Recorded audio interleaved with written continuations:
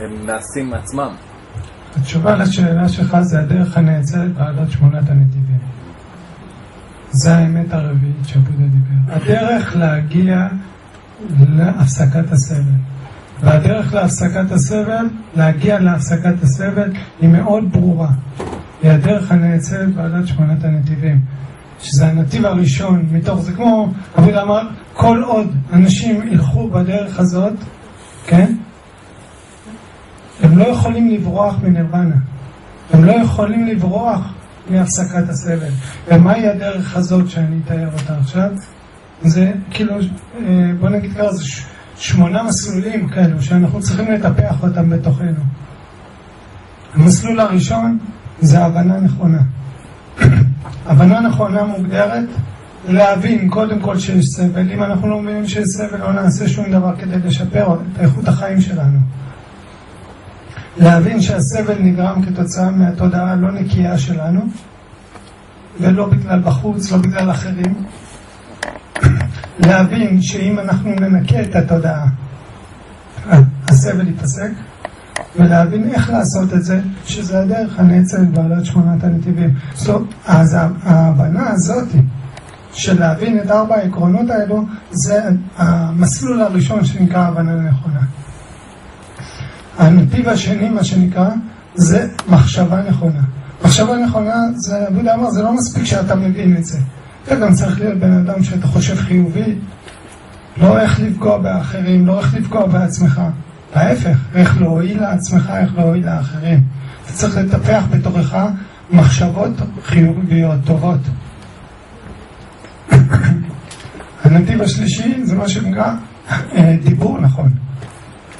אם אני אתייחס מה זה דיבור לא נכון, שקר, העלבה, ריחול, הפרדה בין אנשים, להטעות. זה בודה אמר, אם אתה תפעל בצורות כאלו, סבל, אושר לא יבוא לך, רק סבל. ולכן כדי לבנות או לטפח בתוכך אושר, או להקטין את הסבל, אז אתה צריך לטפח מה שנקרא דיבור נכון. לדבר בצורה נכונה, מדויקת, לקרב בין אנשים, לא להפריד בין אנשים, אוקיי? לא לרחל. ואז בא מה שנקרא פעולה נכונה. פעולה נכונה זה, אם נתייחס מה זה פעולה לא נכונה, זה להרוג. אם אתה הורג, זה לא יחזור אליך טוב. אתה תסבול. אתה רוצה להקטין את הסבל, תימנע מהרג, לקיחת חיים. גניבה, לקיחת דבר שלא ניתן, מין לא נכון, טשטוש התודעה, מסממים כמו סמים, אלכוהול, וזה נקרא פעולות לא נכונות, כן? מעבר לזה יש מה שנקרא הנתיב הבא, זה הנתיב שהוא נקרא right livelihood, אורח חיים נכון, בוא נגיד שבן אדם עובד אז הוא מתפרנס, זה אורח החיים שלו. אם הוא עובד בתור צייד, זה יזיק לו, למרות שהוא מרוויח כסף באותו זמן, כן? עובד בתור דייג, זאת אומרת הוא לוקח חיים בזמן העבודה שלו, זה יחזור לו לא טוב. אם הוא גונב כאורח חיים, אם הוא מתעסק במין לא נכון, אם הוא מתעסק ב-wrong speech, כאילו דיבור לא נכון, ואם הוא סוחר בסמים ואלכוהול, כן?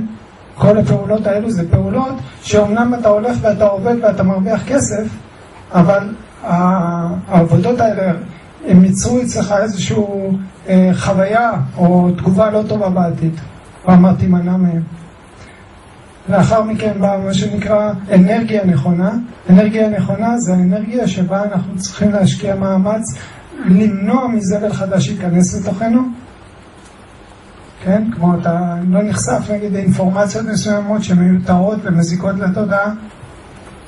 המאמץ לנקות את התודעה בעזרת תרגול, כן? המאמץ להתחיל לטפח דברים טובים, והאדם הולך ברחוב, רואה עני, נותן לו משהו לאכול, והמאמץ להמשיך ולטפח את הדברים הטובים. זה לא מספיק שפעם אחת אני עושה טוב, צריך להמשיך לעשות דברים טובים. זה נקרא אנרגיה נכונה. לאחר מכן בקשב נכון, כן? right mindfulness, קשב נכון זה פשוט להיות מודע לאחד מארבע האלמנטים, מה שנקרא, מה שזה אני, כן? זה הגוף, הרגש שלנו, המחשבות, זיכרונות, תכנונים, ולכעסים, פחדים, תאוות, ספקות, עייפות ועצמות, כל האלמנטים, וכמובן החושים שלנו.